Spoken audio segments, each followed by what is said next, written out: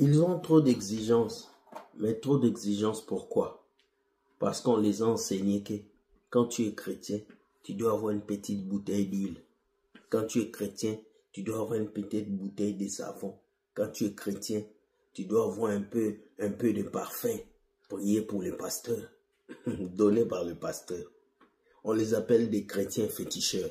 Oui, aujourd'hui nous avons des chrétiens féticheurs. Mesdames et messieurs, bienvenue dans votre émission Entre nous. Ici, nous disons la vérité aux faux pasteurs, mais nous encourageons les vrais à continuer avec le Seigneur. Pour commencer, je vous dis générique. Pengouin pasteur, pengouin pasteur, pengouin pasteur. Il lave nos mamans, pengouin pasteur. La première vidéo, et non la moindre, c'est la vidéo d'un pasteur qui prie que j'aime beaucoup. Il nous explique ces comportements que les chrétiens ont développés.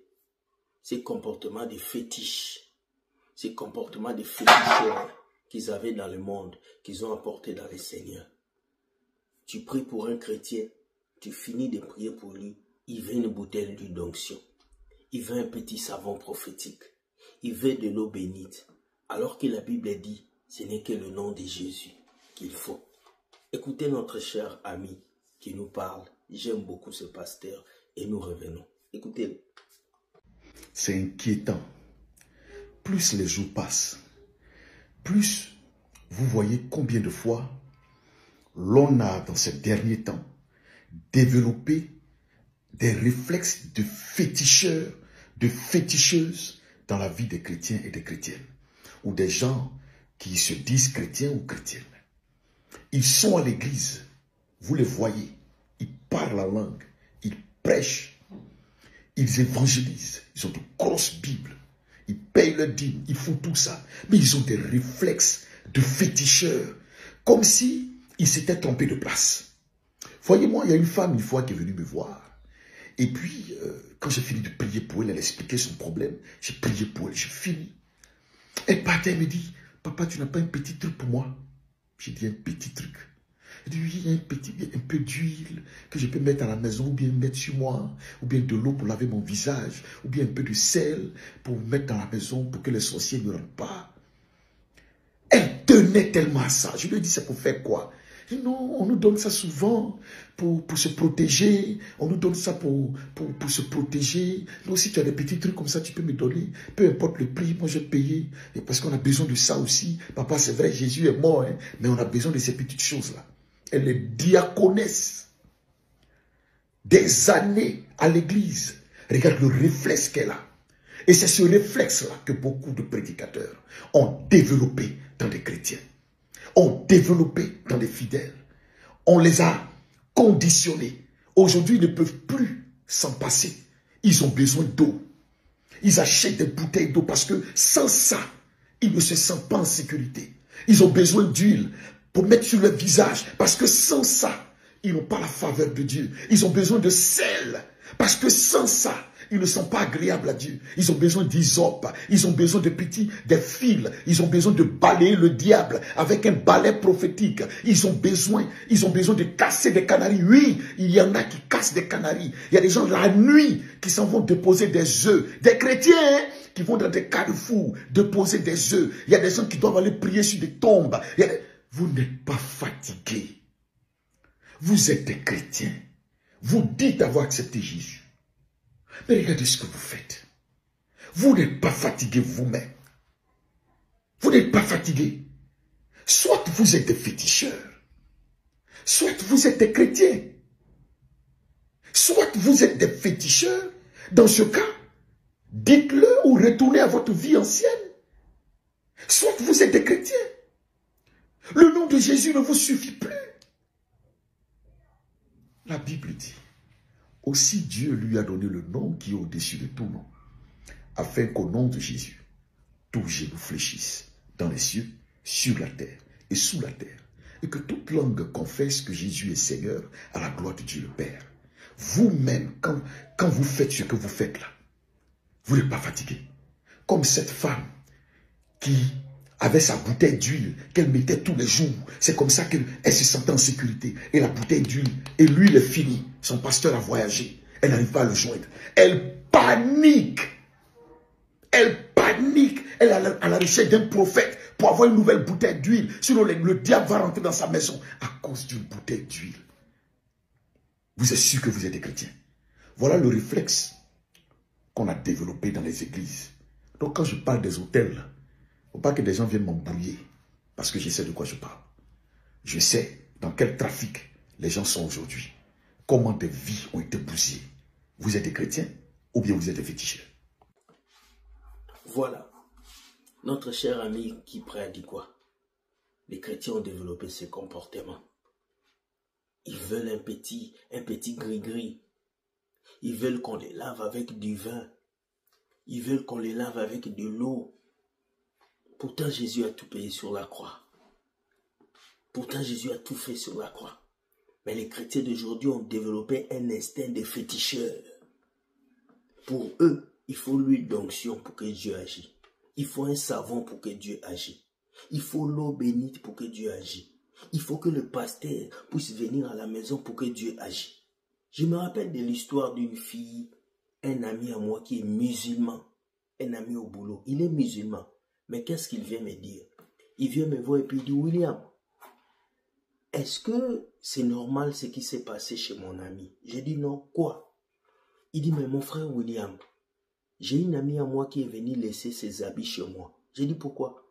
Il dit, parce que elle fait tout et rien ne marche et son pasteur lui a dit de quitter la maison pour que lui puisse venir prier dans la maison. J'ai dit quoi? Donc la fille là, elle est chrétienne. Elle vient laisser ses habits chez mon ami musulman parce que son pasteur lui a dit que la maison est hantée. Donc elle doit laisser la maison au pasteur pendant une semaine pour que le pasteur prie. Et elle doit payer le pasteur. Vous voyez cette bêtise et ça se passe au Canada. La fille est une étudiante. Vous voyez là où l'ignorance peut amener quelqu'un. Une maison que toi tu payes. Une maison où tu dors. Tu dois laisser ça parce qu'un pasteur t'a dit de laisser. C'est triste. Mais regardez le comportement des chrétiens féticheurs. Aujourd'hui, les enfants de Dieu ne prient plus dans la simplicité. Aujourd'hui, il faut une prophétie. Il faut un message fort. C'est là que tu sais que Dieu est là. Des bêtises. Ouvrez vos yeux et sortez de ces choses. Sortez. Jésus est dans son nom. Tu l'invoques et puis il fait de grandes choses. Deuxième vidéo. La deuxième vidéo va vous parler des blessures causées par l'Église. L'Église détruit les gens en Afrique. Écoutez ce que cette femme va vous dire. Écoutez. Alors, il faut savoir que je suis partie. Je suis partie au bout de 2 ans et demi. À un bout de moment, j'en pouvais plus parce que je me rendais à chaque fois dans ce lieu avec la boule au ventre, à reculons. C'était devenu un véritable supplice. Pour moi, j'y trouvais plus aucun plaisir étant donné que je devais à chaque fois, chaque semaine, subir les regards remplis de haine de mes frères et sœurs en Christ. Je devais vraiment subir les chips, enfin vraiment comme à l'école en fait, comme en maternelle. Vous voyez ce genre de situation où vous avez quelqu'un qui est isolé. Ces personnes-là faisaient tout leur possible pour m'isoler. Ça, c'était un fait. À chaque fois qu'ils me voyaient discuter avec une personne, ils allaient par derrière l'influencer pour pas qu'elle ne me parle. Et en fait, à chaque fois, tout ce que j'essayais de construire partait en fumée, sans explication, du jour au lendemain. Et ça a duré pendant 2 ans et demi. J'arrivais pas à partir de là-bas parce que c'était un lieu que je fréquentais depuis ma naissance. J'avais mes racines là-bas, j'avais tous mes repères. Et c'était douloureux pour moi de m'imaginer de quitter ce lieu. Ça m'a fait mal au cœur. Mais je suis arrivée à la conclusion qu'à un bout d'un moment, j'en pouvais plus. C'était devenu un véritable calvaire pour moi. Et au bout de 2 ans et demi, j'ai fini par demander mon transfert dans une autre église. À partir de ce moment-là, je me dis que enfin, j'entame un nouveau départ, sauf que malheureusement, je rencontre un homme qui va devenir mon mari. Et cette personne auprès de qui je vais me confier. Je pensais à l'époque bien faire en me confiant en lui, puisque, étant donné que j'avais été traumatisée dans l'ancienne église où je voyais quasi systématiquement les gens raconter des choses à mon encontre et qu'on me demandait jamais ma version de l'histoire, j'avais jamais la possibilité de me défendre. Donc à ce moment-là, j'ai décidé de prendre les devants et de tout lui dire, de lui raconter mon vécu, pour pas qu'il soit étonné et pour qu'il sache dans quoi il mette les pieds. En réalité, cet homme, ce qu'il a fait, c'est qu'il a utilisé tout ce que je lui avais confié pour le retourner contre moi et pour propager une nouvelle fois de plus une mauvaise image de moi à tous ceux qui voulaient l'entendre. Et pour le coup, ça a été un enchaînement de 5 années de plus d'harcèlement, de mépris de la part de mes frères et sœurs en Christ, encore une fois. Au bout de 7 ans, au total, je vous passe énormément de détails parce qu'il y a plein de faits que je vous relate pas dans cette vidéo, mais je pense que si je vous les disais de façon très détaillée, ça vous choquerait, vous ne me croirez pas, mais je vous assure que ce sont des choses qui se sont produites. Il y a un homme qui m'a... Enfin bref, peut-être que je vous raconterai ça dans une autre vidéo, j'ai pas envie que la vidéo fasse des heures et des heures. Mais c'est tout ça pour vous dire que en fait, ça s'est jamais terminé. Ça s'est jamais terminé, ça a continué jusqu'à aller dans mon mariage. Au jour d'aujourd'hui, j'ai quitté cet homme, j'ai divorcé de lui, je suis restée 6 mois mariée avec lui tellement que il me méprisait, tellement que il me faisait vivre des choses innommables. Vraiment, j'avais l'impression de m'être mariée avec le fils du diable. Je pèse mes mots, hein. Vraiment, mes mots sont forts, j'en ai conscience, mais c'était la réalité. Cet homme a voulu clairement me détruire. C'était pour ça qu'il était là, clairement. Et voilà, donc un bout d'un moment, au bout de 7 ans, j'en pouvais plus. Un bout d'un moment, l'église dans laquelle j'avais grandi, qui m'a vu naître, du coup, a perdu une fidèle, une très chère fidèle, parce que j'étais une fervente chrétienne. J'adore toujours mon Dieu, mais cette histoire a failli de m'éloigner de Dieu, de mon Créateur, de mon Père, et plus jamais, quoi. Tout simplement, plus jamais. Comme je vous disais hier, j'ai fait un live et j'ai pleuré.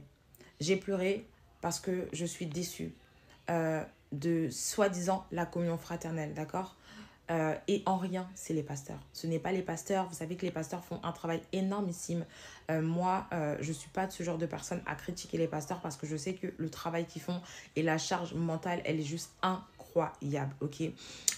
Moi, je parle des personnes qui sont responsables et qui se permettent de manquer de respect. Déjà, de 1, ce sont les premiers à détruire les âmes dans les églises. Ce sont les premiers à colporter des rumeurs parce que lorsqu'il y a des responsables, lorsqu'il y a des rendez-vous tenus en secret, des choses, des discussions, des décisions qui sont prises, c'est les mêmes personnes qui vont aller raconter à leurs camarades les discussions qui concernent un frère ou une sœur. C'est pas normal, ok ? Il y a trop de manque de respect dans les églises. Les responsables parlent mal. Les responsables sont la cause de beaucoup de départs. S'il y a des gens aujourd'hui qui viennent, des personnalités qui viennent à l'église et qui trouvent en fait des responsables qui sont hyper zélés, en fait déjà parce qu'ils sont personne dehors, mais comme ils ont un petit poste à l'église, se permettent de manquer de respect aux gens, c'est pas normal. Les gens viennent avec leurs problèmes, les gens viennent avec leur fardeau, les gens viennent avec leur vie passée à l'église, ils se battent pour changer et en fait, on a en face de nous une jeune génération qui se permet de juger ou d'être méchant dans ses propos envers les âmes de l'église. Il faut que ça change. Il faut que ça change. Les gens sont fatigués d'être blessés. Moi, je suis blessée parce que je trouve qu'il y a des comportements qui ne sont pas normaux et ce n'est en rien les pasteurs. Parce que les pasteurs, des fois, ne sont même pas au courant parce que quand les responsables, vous avez des entrevues avec eux, ils vont cacher, ils vont modifier les propos qu'ils ont avec vous pour aller dévoiler, pour dire tout et n'importe quoi aux pasteurs. Et ça, c'est pas normal. Parce que ça brise le cœur des gens qui viennent avec sincérité. Beaucoup cherchent le Seigneur, mais beaucoup repartent chez eux parce qu'ils sont fatigués en fait d'avoir des histoires. Voilà, vous avez tout entendu, hein. Les blessures à l'église. Hein. Beaucoup de personnes meurent. Ils sont en silence. Ils ont été blessés par l'église, déchirés par l'église. En fait, ce n'est pas l'église qui a blessé les gens. Ce n'est pas l'église qui a détruit les gens, mais ce sont les personnes qui dirigent ces églises qui ont blessé les gens. Ce sont les responsables de ces églises qui ont blessé les gens. Alors quand toutes ces choses se passent, Il est temps que nous puissions décider. Il est temps que nous puissions réagir. Il est temps que nous puissions revoir les choses. Jésus ne nous a pas laissé un temple. Il nous a laissé une relation avec lui. Alors mes chers amis, l'église peut te blesser. Un pasteur peut te blesser. Les chrétiens peuvent te blesser. Mais ce qui est important, c'est de maintenir ta relation avec Dieu. L'église ne te sauve pas. Ce qui te sauve, c'est la parole de Dieu dans ton cœur. Dites-moi ce que vous pensez de ça. Et j'aurai l'aimabilité de vous répondre.